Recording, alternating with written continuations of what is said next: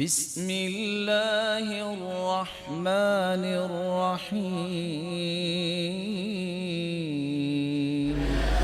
رسول اللہ صلی اللہ علیہ وآلہ وسلم نے نوح علیہ السلام کا قصہ سنایا کہ جب وہ دنیا سے جانے لگے تو انہوں نے اپنے دو بیٹوں کو بلایا اور پتہ کیا کہا؟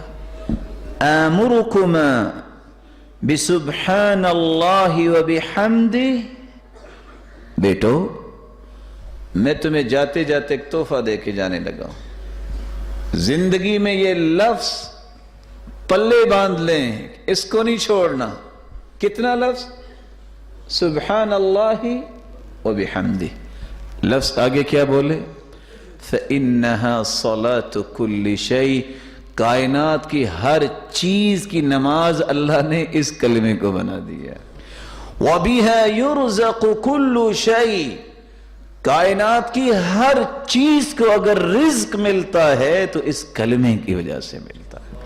تو آئیے رزق کی فراوانی کے لیے بھی اس کلمے کو دہرائیے، سبحان اللہ وبحمدہ۔